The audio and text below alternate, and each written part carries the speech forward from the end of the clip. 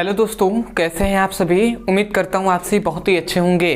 तो आज के इस वीडियो में हम पढ़ने वाले हैं क्लास 9th और क्लास 11th रसायन विज्ञान का बहुत ही इंपॉर्टेंट टॉपिक जो है डाल्टन का परमाणु मॉडल या डाल्टन का परमाणु सिद्धांत क्या होता है। इस वीडियो में हम समझेंगे और उसके बाद हम जानेंगे कि डाल्टन के परमाणु मॉडल की सीमाएं क्या होती हैं, मतलब डाल्टन के परमाणु मॉडल की इनकी कमियां क्या हैं। इस वीडियो में हम समझेंगे और मैं आपको विश्वास दिलाता हूं कि बहुत ही आसानी तरीके से आपको समझ में आएगा।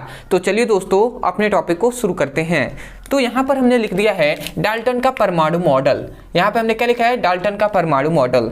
अब सबसे पहले ये समझेंगे कि डाल्टन के परमाणु मॉडल में डाल्टन नामक वैज्ञानिक ने क्या बताया था। तो ये याद रखेंगे कि डाल्टन का परमाणु मॉडल किसने दिया था, तो डाल्टन नामक वैज्ञानिक ने दिया था। अब इन्होंने क्या बताया, इन्होंने कहा, सबसे पहले यहाँ पे थोड़ा समझिए। इन्होंने कहा कि जो पदार्थ होते हैं, कोई भी पदार्थ होता है तो पदार्थ जो होते हैं वो सबसे छोटे कण, मतलब पदार्थ, इन्होंने कहा कि पदार्थ होते हैं वो परमाणुओं से मिलकर बने होते हैं और परमाणु जो होते हैं वो सबसे छोटे कण होते हैं। तो इसका मतलब क्या हुआ, इन्होंने कहा कि पदार्थों का सबसे छोटा कण क्या होता है, परमाणु होता है। इन्होंने सबसे पहला यही पॉइंट्स कहा कि पदार्थों का सबसे छोटा कण परमाणु होता है और इसी परमाणु से मिलकर पदार्थ बनते हैं। कोई भी पदार्थ है तो उसका सबसे छोटा कण क्या होगा, परमाणु होगा। और परमाणु, जब कई सारे परमाणु आपस में मिलते हैं तब जाकर पदार्थ का निर्माण होता है।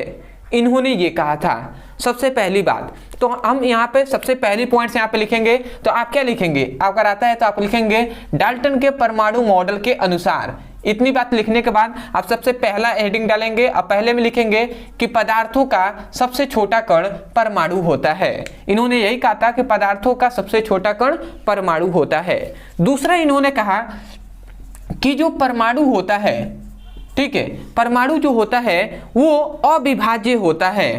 वो क्या होता है, अविभाज्य। अविभाज्य का मतलब कि कोई परमाणु है, ये कोई मान लेते हैं परमाणु है, तो इसको हम विभाजित नहीं कर सकते। विभाजित मतलब इसको हम अलग नहीं कर सकते, इसको हम तोड़ नहीं सकते, इसको हम बांट नहीं सकते। तो दूसरा इन्होंने क्या कहा कि परमाणु अविभाजित होता है, अर्थात परमाणु को हम विभाजित मतलब अलग नहीं कर सकते। तो दूसरा हमने यहाँ पे लिखा है वही बात कि परमाणु अविभाजित कण है, कण होता है, अर्थात परमाणु को विभाजित नहीं किया जा सकता। तो आशा करते हैं कि इन्होंने दो मुख्यतः पॉइंट्स बताया था, ये आपको समझ में आ गया होगा। तीसरा यहाँ पर इन्होंने कहा था कि कोई भी तत्व है, समझिएगा, कोई भी तत्व है तो तत्वों में उपस्थित सभी परमाणु होंगे। कोई भी तत्व होता है, मान लेते हैं यहाँ पे तीसरा मैं बात बताऊं तो मान लेते हैं हाइड्रोजन एक तत्व है, तो हाइड्रोजन बहुत सारे परमाणुओं से मिलकर बना होगा। हाइड्रोजन क्या है, बहुत सारे परमाणुओं से मिलकर बना होगा, समझ रहे हैं ना। तो हाइड्रोजन जो होगा, हाइड्रोजन एक तत्व है तो तत्व बहुत सारे परमाणुओं से मिलकर बना होगा। तो इन्होंने ये कहा कि जो परमाणु होते हैं तो प्रत्येक परमाणुओं का जो द्रव्यमान होता है, प्रत्येक परमाणुओं का द्रव्यमान, द्रव्यमान मतलब कि उसका मास कितना है। जैसे कि चीनी आप खरीदने जाते हैं मार्केट में तो आप कहते हैं 2 किलो चीनी दे दीजिए, तो 2 किलो क्या है, उसका द्रव्यमान है। तो इसी प्रकार इन्होंने कहा था डाल्टन ने कि किसी तत्वों के सभी परमाणु, मतलब किसी तत्वों में उपस्थित सभी परमाणुओं का जो द्रव्यमान होता है वो एक सामान्य होता है। क्या कहा था कि जो इनका द्रव्यमान होता है, यहाँ पे समझिएगा, इनका द्रव्यमान कहा था और उन सभी परमाणुओं का क्या होता है, गुणधर्म, मतलब रासायनिक गुणधर्म, ये दोनों क्या होते हैं, सामान्य होते हैं। ठीक है, मतलब इसका जो पहले वाले परमाणु का जितना द्रव्यमान होगा और जो इसका गुण होगा वही गुण इन सभी का होगा, सभी परमाणुओं का। तो आशा करते हैं आप समझ रहे होंगे, समझकर याद करना है। तो यहाँ पे हमने क्या लिखा है कि तत्वों में उपस्थित सभी परमाणुओं का द्रव्यमान और रासायनिक गुण सामान्य होते हैं। तो आशा करते हैं आपको 3 इन्होंने पॉइंट्स बताया था, ये आपको समझ में आ गया होगा। अब आते हैं कि डाल्टन के परमाणु मॉडल की सीमाएं क्या हैं, मतलब इन्होंने जब अपना मॉडल प्रस्तुत किया तो वैज्ञानिकों ने आगे चलकर क्यों इन मॉडल को असफल कर दिया, इनमें क्या कमियां निकाला गया, तो उसको हम देख लेते हैं। तो इसीलिए हमने यहाँ पे लिखा है कि डाल्टन के परमाणु मॉडल की सीमाएं या आप कह सकते हैं कमियां। अब इन्होंने सबसे पहले इनकी कमियां ये थी कि इन्होंने कहा था कि पदार्थ जो होते हैं, मतलब पदार्थों का सबसे छोटा कण परमाणु होता है, परंतु आगे चलकर ये फ्लॉप हो गया। ये पहला ही मॉडल फ्लॉप हो गया। पहली जो बात कहा था कि पदार्थों का सबसे छोटा कण परमाणु होता है, ये फ्लॉप हो गया। कैसे फ्लॉप हुआ? तो जब आगे चल के खोज हुआ तो हमने देखा कि जो क्या होता है, परमाणु होता है, तो परमाणु के अंदर भी क्या होते हैं, इलेक्ट्रॉन होते हैं, प्रोटॉन होते हैं और न्यूट्रॉन होते हैं। तो इससे ये पहली मॉडल फ्लॉप हो गई। तो इसलिए हमने यहाँ पे लिखा है कि डाल्टन के अनुसार पदार्थों का सबसे छोटा कण परमाणु होता है, परंतु वास्तव में ऐसा नहीं होता है। ठीक है, तो इसका ये पहला मॉडल फ्लॉप हो गया। पहला मतलब इनकी जो तथ्य जो इन्होंने कहा था ये पहला। दूसरा इन्होंने ये भी कहा था कि परमाणु अविभाज्य होते हैं, मतलब परमाणुओं को विभाजित नहीं कर सकते। तो ये दूसरा बात भी इनका फ्लॉप हो गया। क्यों फ्लॉप हो गया?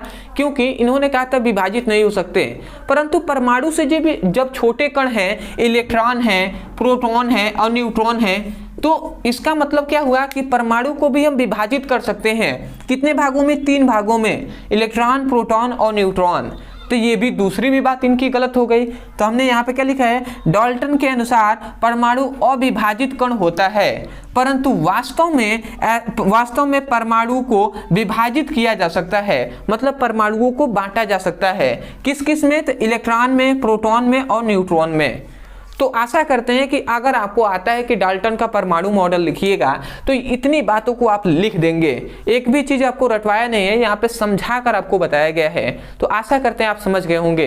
अदरवाइज मैं आपसे रिक्वेस्ट करूंगा, ठीक है, कि आप एक एक करके ऐसे वीडियो को मत पढ़िए, कोई भी टॉपिक को। आपसे रिक्वेस्ट है कि आप प्ले लिस्ट के अनुसार पढ़ाई कीजिए। प्ले लिस्ट का मतलब कि कोई भी चैप्टर पढ़िए, उसको सिक्वेंस में चैप्टर 1, चैप्टर 2, चैप्टर 3 को ऐसे पढ़िए।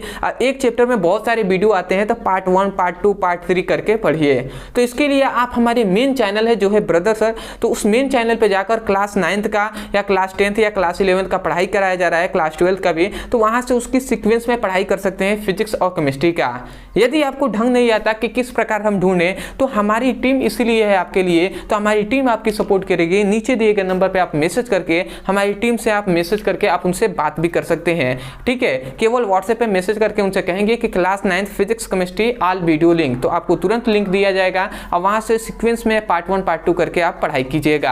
अदरवाइज यदि कोई भी यहाँ पे समस्या आती है या आपको कुछ भी डाउट हो, ठीक है, तो आप हमसे डायरेक्ट बात कर सकते हैं। डायरेक्ट बात करने के लिए दो यहाँ पे दिखाई दे रहा होगा, एक टेलीग्राम, एक इंस्टाग्राम, तो इन पर मैसेज करके आप बात कर सकते हैं। या आपको ये दोनों नहीं चलाते हैं तो आप कमेंट सेक्शन में भी हमें मैसेज करके बता सकते हैं। थोड़ी सी मैसेज आपको लेट से पहुंचेगी, परंतु आपको जवाब जरूर मिलेगा। तो आशा करते हैं आप समझ गए होंगे। तो चलिए दोस्तों, आज के लिए इतना ही। मिलते एक नए टॉपिक के साथ, तब तक के लिए धन्यवाद। जय हिंद, जय भारत।